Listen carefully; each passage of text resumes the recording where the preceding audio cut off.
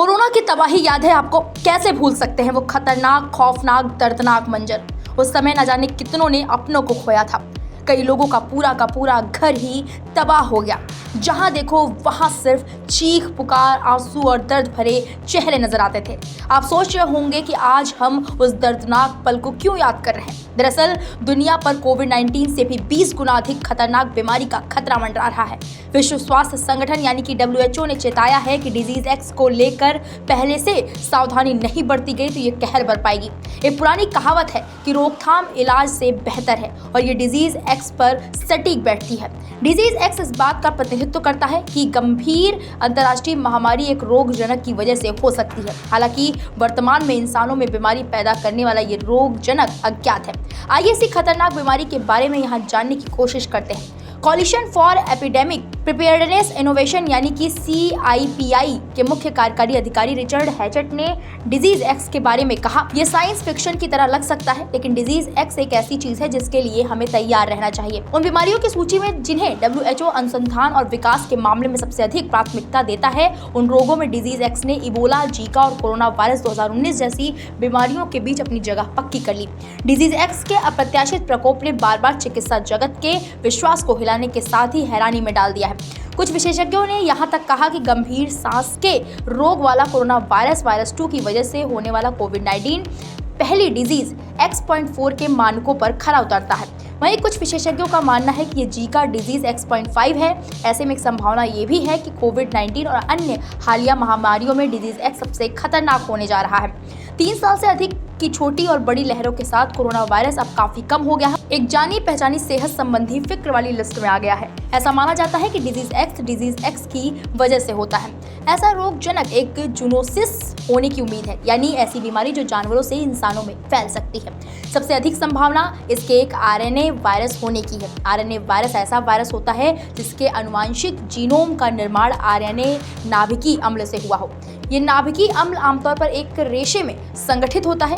यही वजह है कि RNA वायरस की म्यूटेशन रेट DNA वायरस के मुकाबले काफ़ी अधिक होती है, जिसकी वजह से इसमें आनुवांशिक विविधता आ जाती है और इसके खिलाफ प्रभावी टीके का निर्माण करना काफ़ी मुश्किल हो जाता है। ऐसा इसलिए है क्योंकि कोरोना वायरस में आनुवांशिक तौर से एक प्रूफ रीडिंग मैकेनिज्म पाया जाता है, जो रेप्लिकेशन के दौरान की गई कुछ गलतियों को ठीक कर म्यूटेट होता रहता है। उभरते हुए जूनोटिक रोगजनक एक खतरा है जिनकी निगरानी करने की जरूरत है। इस महामारी रोगजनक की संभावना को भी नजरअंदाज नहीं किया जा सकता।